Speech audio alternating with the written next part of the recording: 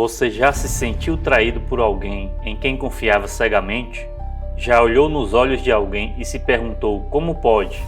Agora imagine olhar nos olhos do próprio Filho de Deus e mesmo assim vendê-lo por 30 moedas. Essa não é só a história de Judas Iscariotes.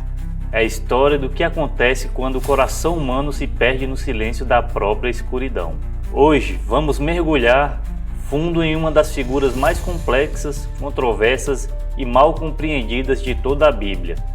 Judas, não apenas o traidor, mas o homem, o discípulo, o ser humano, porque antes da traição houve convivência, antes da queda houve entrega e antes do fim houve dor. Prepare-se para ver a história com outros olhos, não olhos de julgamento, mas olhos de humanidade, porque no fundo talvez haja um pouco de Judas em cada um de nós. Judas Iscariotes não chegou na história como vilão. Ele foi chamado pelo próprio Jesus, andou com ele, viu milagres, ouviu parábolas que mudaram o mundo. Estava lá quando o cego viu, quando o paralítico se levantou, quando a multidão foi alimentada com 5 pães e 2 peixes.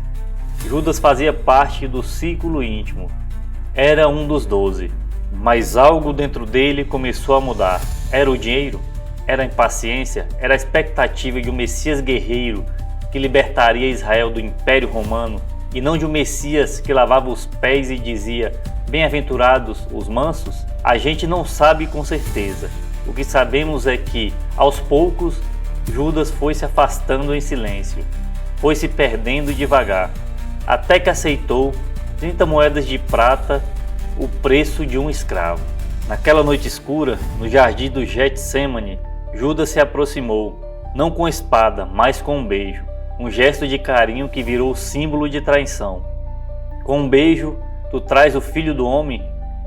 Foi o que Jesus lhe perguntou, mas Judas já havia atravessado a ponte que queimaria logo atrás dele. Depois, o arrependimento. A consciência veio como um trovão. Ele tentou devolver o dinheiro, gritou que havia traído sangue inocente, mas já era tarde demais. E então, consumido pela culpa, ele se despediu do mundo sem encontrar perdão. Judas é um espelho, não um vilão distante e estranho, mas um reflexo da fragilidade humana, do que pode acontecer quando deixamos a dúvida, o medo, o orgulho ou a ganância se sentarem no trono do nosso coração. Quantas vezes trocamos o sagrado por algo passageiro? Quantas vezes negamos nossa fé em pequenos gestos? Quantas vezes machucamos quem mais nos ama, sem nem perceber? Judas não é só uma advertência, ele é um convite, um chamado à vigilância, à reflexão, ao arrependimento verdadeiro. Aquele que busca o perdão em Deus e não na culpa que nos destrói. No fim, a história de Judas não é sobre condenação, é sobre escolha. Sobre como até os mais próximos podem se perder, mas também sobre como o amor de Deus continua, mesmo diante da traição. Talvez, se Judas tivesse olhado mais uma vez para Jesus, teria encontrado compaixão nos olhos dele. Porque o mesmo Cristo que perdoou Pedro, que negou 3 vezes, também teria estendido a mão ao que o traiu com um beijo. Essa história não termina em tragédia, ela termina com um convite: escolha sempre o amor, escolha sempre o perdão, escolha sempre voltar antes que seja tarde.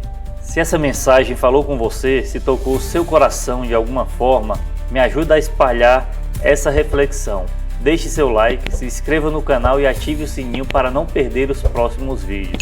E olha só, tem um vídeo incrível aparecendo aqui na tela agora mesmo, que vai complementar tudo o que falamos hoje. Clica lá, porque eu te garanto, vai te fazer pensar ainda mais. Até a próxima e que a luz da verdade esteja sempre contigo.